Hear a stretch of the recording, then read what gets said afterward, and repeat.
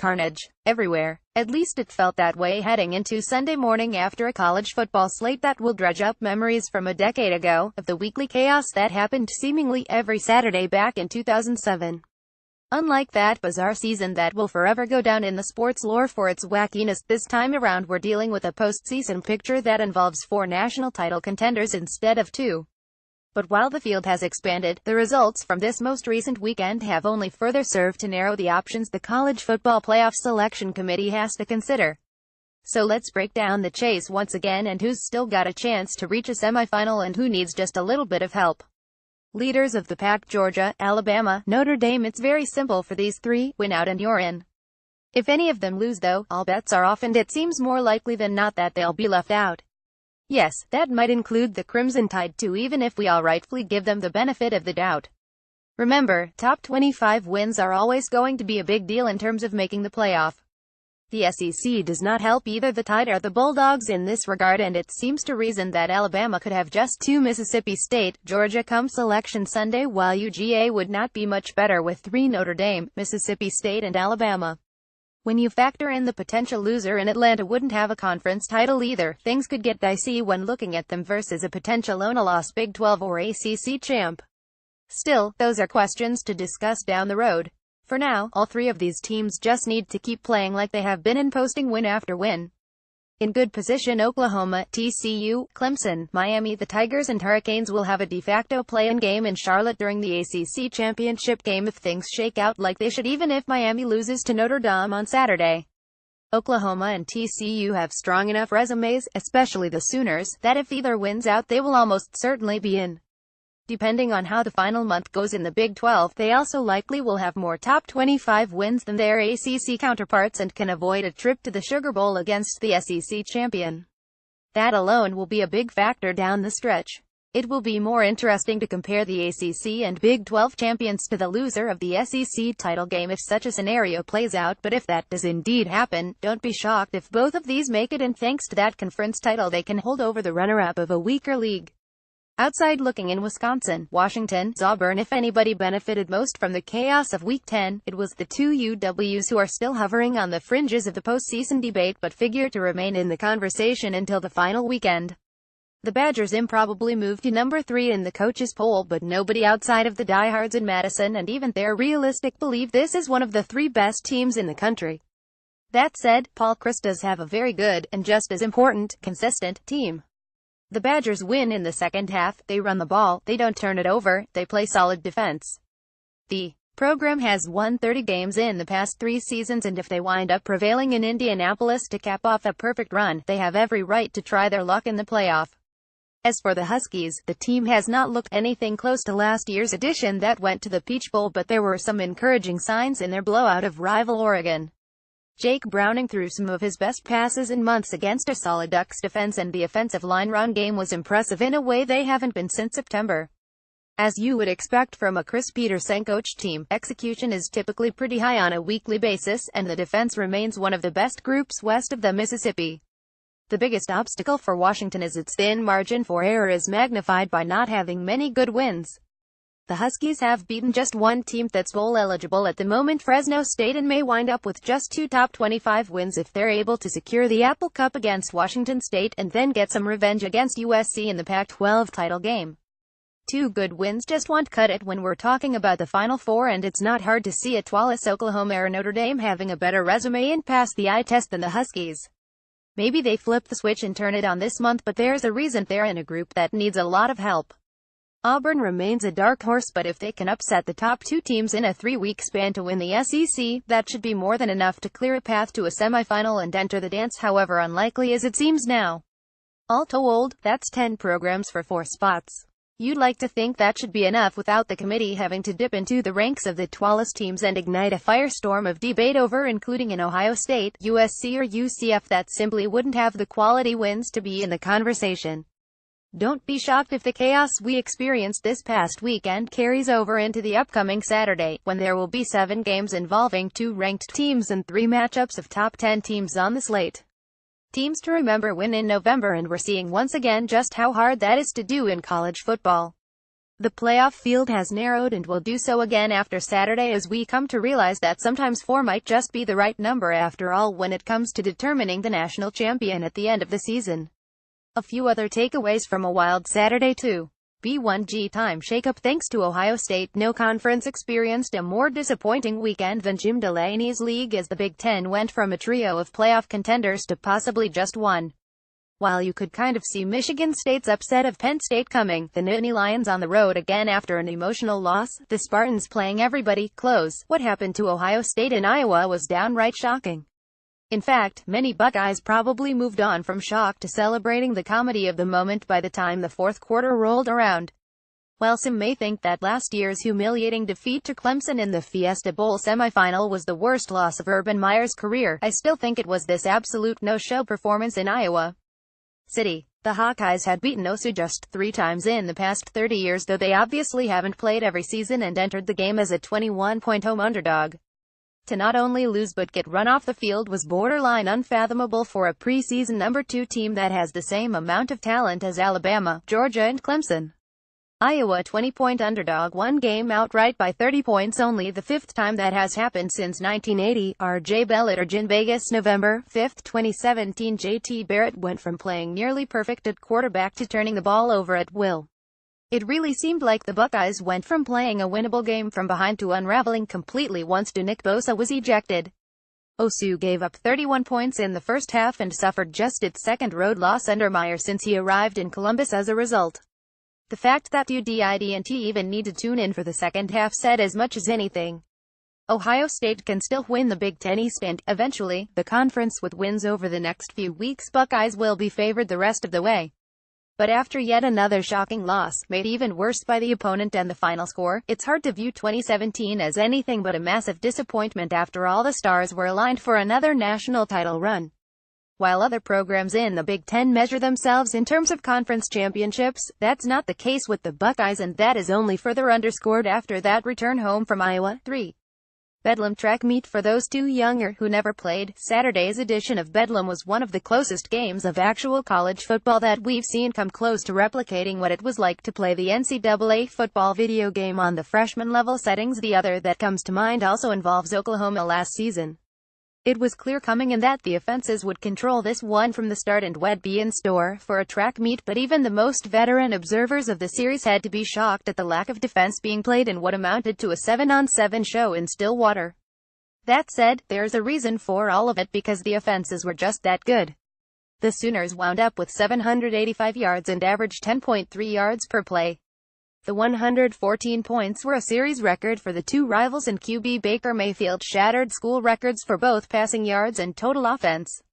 It was a devastating blow to the Cowboys' hopes of making it to the Big 12 title game, and may end up being the difference in them sneaking into a New Year's Six bowl as well. What really struck me was just how routine it all felt, especially after OU recovered from some early mistakes in the shadow of their own end zone. Winning around here is expected. Winning against Oklahoma State is expected, said Mayfield after the game. He's not wrong. While we like to think of this as one of the more competitive rivalries in college football, that was Oklahoma's 87th win in the series against just 18 losses to the Cowboys. OSU has won just 2 of the past 15 meetings and never pulled an upset of a higher-ranked OU team during Bedlam. The Sooners are an incredible 151 if both sides are ranked, so this isn't completely a case of a dominant program beating up on an overmatched in-state rival either. Mayfield and company will have no time to celebrate the victory and rest on their laurels, however, as TCU comes to town for a potential Big 12 championship game preview. There should be a lot more defense being played in that one, even if that means the game won't be quite as fun and high-scoring as Bedlam was. 4. SEC coaching changes. It's looking more and more like a good year to be a coaching agent or a successful head coach of a group of 5 school with SEC ties. That's because it's looking more and more like the SEC is going to making wide-scale changes across the league after another weekend of several teams falling on their faces. Reports are already surfacing out of College Station that the thing everybody predicted, Texas A&M parting ways with Kevin Sumlin, will happen as soon as the season wraps up, as even getting to 85 is starting to feel like a stretch following such a lackluster effort against Auburn. The Aggies will not be alone in making a change, however, and that was certainly reinforced on Saturday. At Tennessee, Butch Jones further angered his fan base by burning the red shirt of Will McBride in what was otherwise a lost season that could at best end with a 66 mark going into a bowl game. Florida is of course already open, as is Ole Miss. The expectation around the industry is that Mississippi State will be open, as the question is becoming where Don Mullen departs to and not when. Plus, let's just say that Arkansas, needing a second straight fourth-quarter rally to beat a terrible team now 18 Coastal Carolina, is likely going to be the extra push. AD Jeff Long needs to finally sever ties with Brett Bielema. That's 6 openings, and there's always the potential for more due to performance, especially at Auburn in the home stretch, or other unforeseen circumstances, a surprise NFL poaching. In what has been a wild year for the conference, things figure to look very different come Media Week in Hoover next year. 5. ACC collision course. As much as we make things out to be these epic, season-long quests to reach a conference title game, sometimes it just works out to where we get more of an NFL playoff-style march to a championship, especially as we enter the home stretch in November. Such has certainly been the case in the ACC, where we entered the week with 4 teams holding a realistic shot of winning the conference going into what amounted to a pair of semifinal games in Raleigh and Miami. Clemson still doesn't look as sharp as it did earlier this season, but the Tigers nevertheless managed to survive a late scare from NC State to escape with a solid road victory and basically lock up the Atlantic Division. The Tigers' defense was uncharacteristically lax along their front, and a lack of pressure at times allowed Ryan Finley to connect on a few big plays down the field.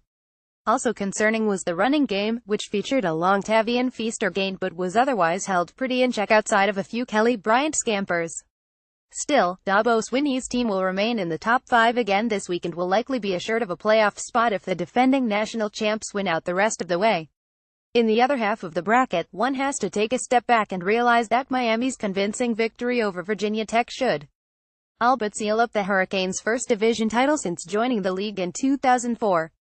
While Mark Richt's squad has been playing with fire the past month, the Hurricanes survived some turnovers Saturday night with a fast and physical defense and fed off the rare energy of the crowd to get some big plays and put this game away after controlling throughout. There's no question that Miami is lucky to be undefeated at this point in the year, but it's time to acknowledge that the Canes are also good too. The combination of those two factors typically keeps a team in title contention and helps you win a lot of games too, as is the case for this ahead-off-schedule version of In past years, people were quick to proclaim the U was back, and then the team would fall flat in a big moment like on Saturday. In a pleasant surprise, the Hurricanes were not flat at all but ready for what was thrown at them by a very solid Hokie side that has both talent and coaching on their side.